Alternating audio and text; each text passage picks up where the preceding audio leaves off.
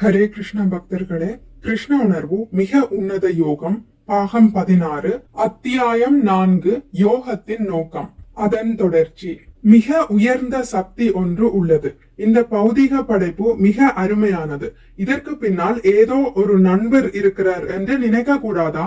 வானம் மிக அழகாக இருக்கிறது. உணவுப் பொருட்கள் தயாரிக்கப்பட்டு கொண்டே இருக்கிறது.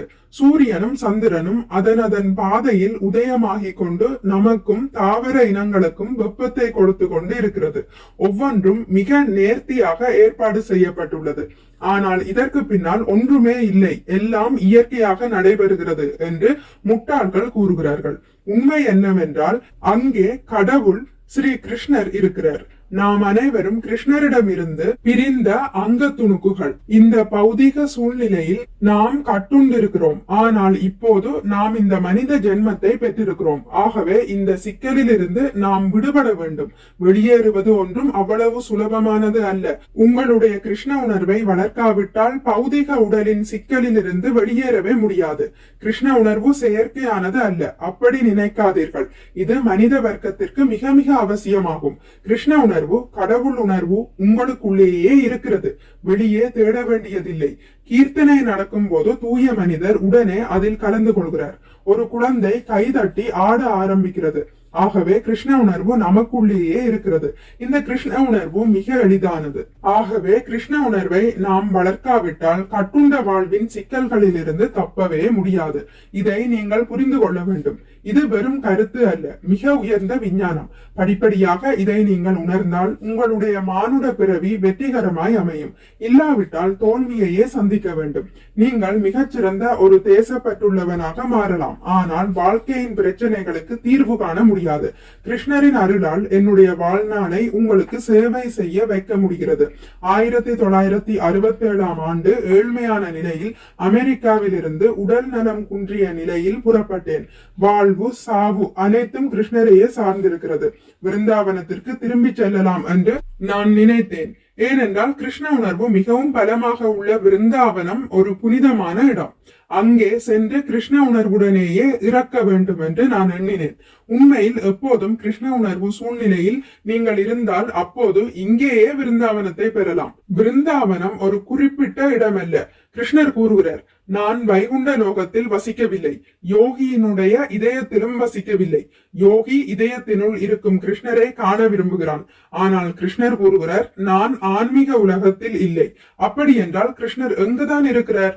கிருஷ்ணர் கூறுகிறார், எனது புகழை பாடும் என்னுடைய தூய பக்தர்களின் இதயத்தில் நான் வசிக்கிறேன். அதுவே விருந்தாவனம். ஆகையால் விருந்தாவனம் இருக்கும் இடமெல்லாம் கிருஷ்ணர் இருக்கிறார். அதில் வித்தியாசமே இல்லை. மின்சார விளக்கு இருக்கும் இடமெல்லாம் மின்சாரம் இருக்கிறது. இது இயற்கையாகவே புரிகிறது. அதுபோலவே கிருஷ்ண உணர்வு இருக்கும் இடமெல்லாம் விருந்தாவனமே. ஹரே கிருஷ்ணா என்று உச்சரித்தால் கிருஷ்ணரின் அருளால் விருந்தாவனத்தை நாம் உண்டு பண்ணலாம். கிருஷ்ண உணர்வை ஏற்றுக்கொள்ளுங்கள். இதற்கு பின்னால் உள்ள தத்துவத்தை அறிய முயற்சி செய்யுங்கள். இது ஒரு விஞ்ஞானம், நடைமுறைக்கு ஒத்துவராத வீண் பேச்சு அல்ல.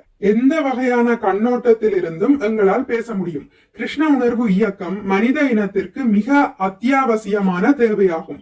இதை கற்றுக்கொண்டு இதன் மதிப்பை புரிந்து கொண்டு இதை கிரகித்து கொண்டு இதோடு ஒன்றி இதை பிறருக்கும் எடுத்து கூறுங்கள்.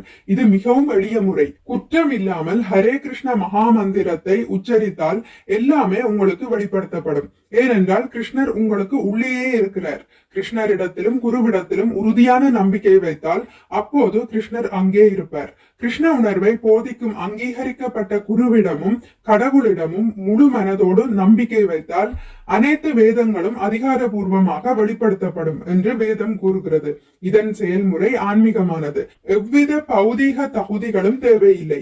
ஆத்மாக்களை அறியாத மனக்கற்பனையாளர்கள் மாயையில் மறைக்கப்பட்டு தங்களுடைய காலத்தை விரயம் செய்கிறார்கள்.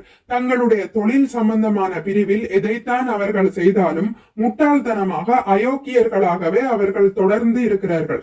ஆனால் எங்களுடைய கிருஷ்ண உணர்வு மாணவர்கள் தங்கள் வாழ்க்கையில் ஒரு மாற்றத்தையும், மகிழ்ச்சியில் ஒரு மாற்றத்தையும், இளமையிலும் ஒரு மாற்றத்தையும் உணர்கிறார்கள். இது உண்மை.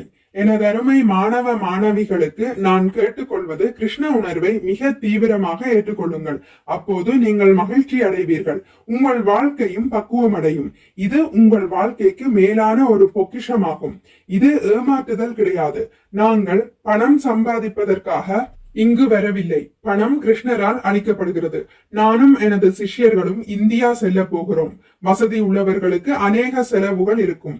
ஒரு சுற்றுலா செல்ல $10,000 பணம் செலவாகும். ஆனால் எங்கள் தொழில் கிருஷ்ணர் சம்பந்தப்பட்டது. அவர் எங்களுக்கு கொடுப்பார். எங்கிருந்து பணம் வருகிறது என்று எனக்கே தெரியவில்லை. ஆனால் கிருஷ்ணர் கொடுக்கிறார். கிருஷ்ண உணர்வில் நீங்கள் மகிழ்ச்சியாக இருக்கலாம். நீங்கள் இளைய தலைமுறையினர். உங்கள் நாட்டிற்கும் சமூகத்திற்கும் நீங்களே சிரேஷ்டமானவர்கள். மிகவும் மேலான முறையான இந்த கிருஷ்ண உணர்வை பயிற்சி செய்து மகிழ்ச்சி அடைந்து பிறரையும் மகிழ்ச்சி அடைய செய்யுங்கள். இதுவே வாழ்க்கையின் உண்மையான குறிக்கோள். ஹரே கிருஷ்ணா. இத்துடன் முடித்துக் கொள்கிறேன். இனி அடுத்த பதிவில் அத்தியாயம் 5 நமது உண்மையான வாழ்க்கை என்பதை பற்றி வாசிக்கலாம். மிக்க நன்றி. ஹரே கிருஷ்ணா. உங்களுக்கு இந்த வீடியோ பிடித்திருந்தால் லைக் பண்ணுங்கள், ஷேர் பண்ணுங்கள், சப்ஸ்கிரைப் பண்ணுங்கள். நோட்டிபிகேஷன் பெல்லை அழுத்துவதன் மூலம் அடுத்த பதிவுகள் உங்களை வந்தடையும். பகவான் ஸ்ரீ கிருஷ்ணரை பற்றி கேட்டு மகிழ்வோம். ஹரே கிருஷ்ணா.